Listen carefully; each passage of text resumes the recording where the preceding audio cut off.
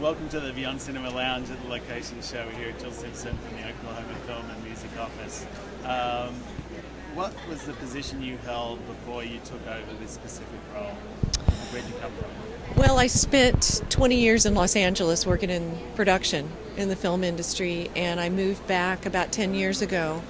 And my first job in Oklahoma was working in the tourism department managing their advertising account, because my film background didn't necessarily translate to a career in Oklahoma, as you might imagine. So it's kind of funny because a lot of people come into film commission work via production and others come in via tourism. You came into tourism via production. Production, because I moved to Oklahoma wanting to get back to where I came from, and I found that my 20 years of life's work in Los Angeles wasn't applying to much in the job market in Oklahoma. So the first year I did something different, which landed me right where I needed to be. So it was a fortunate set of circumstances. And are you, what's your main goal with the office? What are you hoping to achieve?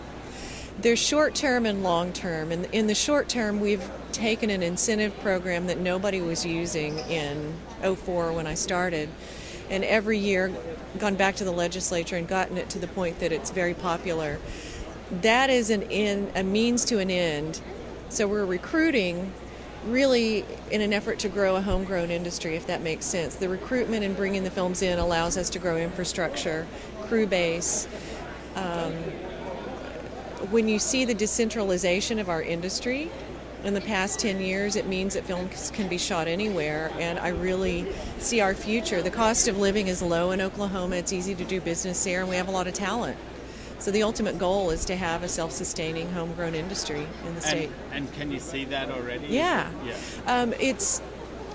When I started, our rebate required a minimum budget of $2 million, and it was capped at $5 million. So we didn't appeal to the studios. We didn't appeal to the low budget.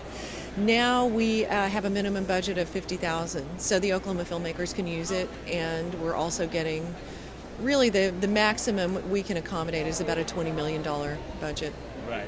And so in terms of people to watch at the low budget or homegrown level, should we keep an eye out for? It's really interesting. There's a lot of talent in our Native American tribes. What I love about that is they're telling stories that nobody else is. We have a filmmaker named Sterling Harjo, who's a product of the Sundance Writers and Directors Lab, and he is Seminole Creek, I believe Seminole Creek, but he's had films played in Berlin. He made it to Venice Film Festival, and he tells these stories that are basically, they're not intrinsically Native American, not stereotypical. They could be anybody, but that's what the beauty is. I mean, he's able to tell his stories in a way that is not doesn't box the characters in, which is really nice to see. Do you find that you're getting pressure to go in one way or another, like to try and be all you can be for local filmmakers, or to try and entice a big Hollywood production at any cost? It's really interesting because this week I've had a producer for a $21 million movie that's likely to come to Oklahoma telling me, Jill, you've got to change your program so that all labor qualifies, because right now it's mainly Oklahoma spend.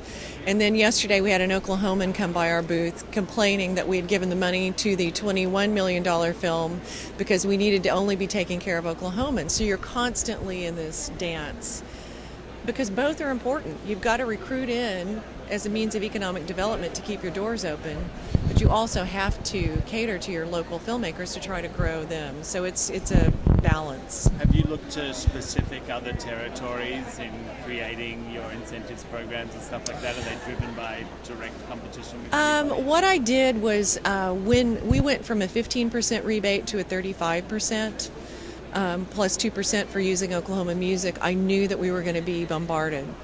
So before we had the onslaught, I stepped back, created guidelines, and in doing so I contacted the payroll companies, the film commissions that were doing big business, and I said what worked and what didn't. So in coming up with the guidelines, we tried to create some checks and balances so that we can manage the program conservatively, because we've seen that the programs that aren't managed that way don't aren't around for the long haul, and it hurts everybody. So I feel we've got a strong program with the ultimate goal of protecting the interests of the state, because if you're not doing that, you're not going to be around for the long haul. Is there a common concern that you've had to address for people filming in Oklahoma? What is Perception. The perception is that the terrain is flat and dry and there's nothing else there. The perception is we have no trained crew base. The perception is they can't get a good meal there. None of those are true. And once I can get them in to scout, they love it. We've had a Terrence Malick film shot in the last year with Ben Affleck and Javier Bardem, Olga Kurylenko, in a small town in Oklahoma. We had a Michael Winterbottom film from the UK. I had a Nick Cassavetes film this past year. These are all mid-level budgets, but with nice cast.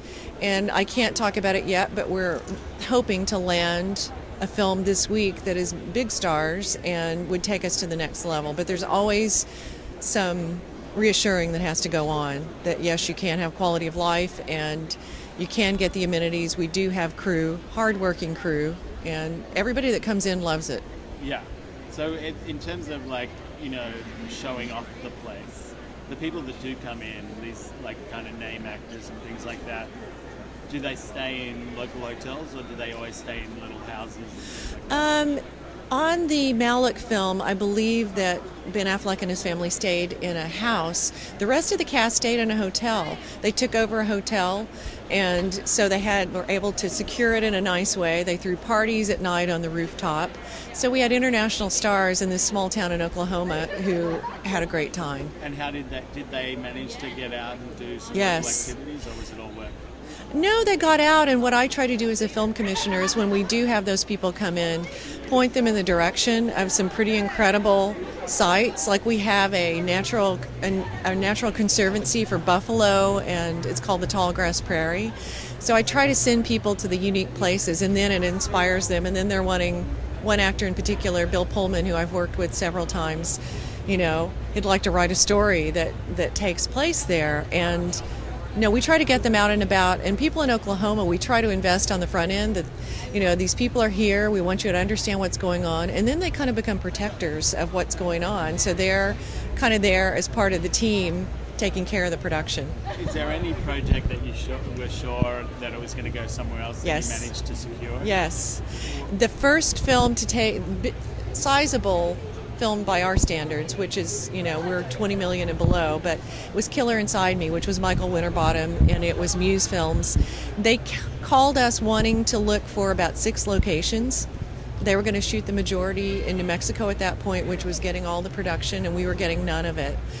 And we worked so hard because we needed that first project, and so for every location they asked for, we gave them 10. And we ended up getting the whole film except for one location.